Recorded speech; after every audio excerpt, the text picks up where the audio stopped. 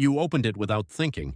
One click, maybe two, and within 30 seconds your brain had already started to change, not in some poetic way, physically, at the level of brain cells and chemicals. And here is what nobody ever told you about that. Your brain was never built for this. Think of your brain like a reward machine. When something good happens, food, connection, sex, it releases a chemical called dopamine. That chemical makes you feel good, but more importantly, it makes you want to come back for more. That system kept your ancestors alive for thousands of years. It was never designed for a phone that can deliver infinite, never-ending, always new content in under 5 seconds. That is the problem. When you watch pornography, your brain sees it as a massive reward, a huge dopamine spike, far bigger than most things in real life can produce. And because the content is always new, always different, always one click away, your brain keeps chasing that spike, over and over, without any natural stopping point.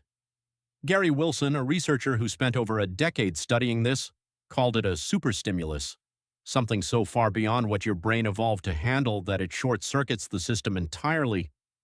So what actually happens to your brain over time? First, your brain tries to protect itself. When it gets flooded with too much dopamine too often, it pulls back. It reduces the number of dopamine receptors it uses.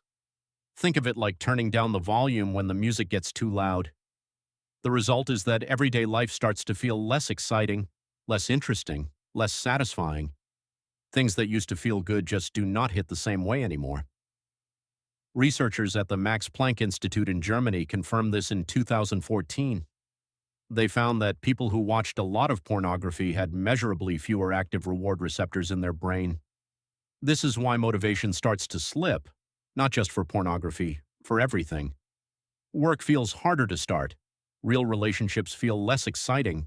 It becomes harder to feel much of anything intensely, and because this happens so slowly, most people never connect the dots. Second, your brain starts to get distracted.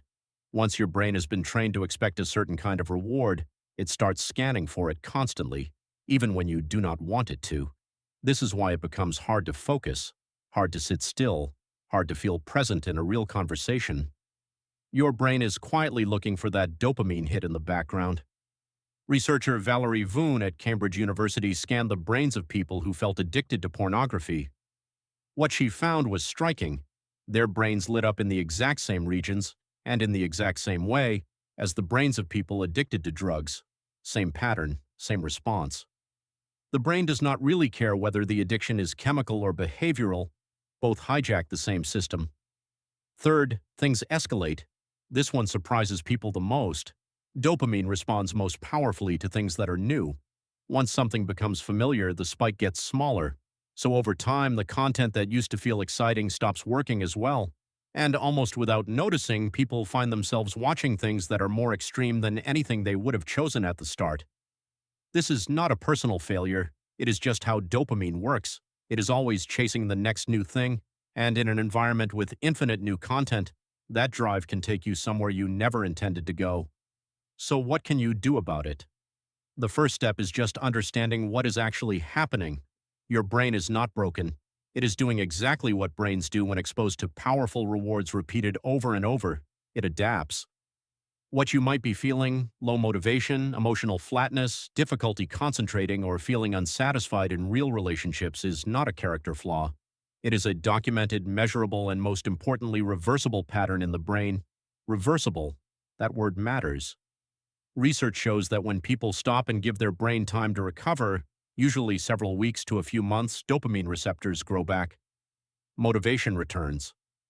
Real life starts to feel interesting again. The brain is not permanently changed. It is always capable of rewiring itself in a new direction, given the right conditions. Here is what is worth sitting with.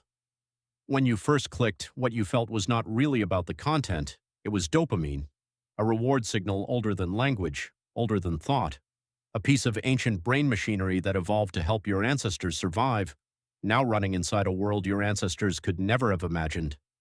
And every time you click, that old machinery reshapes, very slowly and very quietly, the way you experience everything else in your life. Tonight, when you reach for your phone, that same mechanism will be right there waiting. The only difference now is that you know exactly what is happening on the other side of the screen. Don't forget to subscribe to the channel.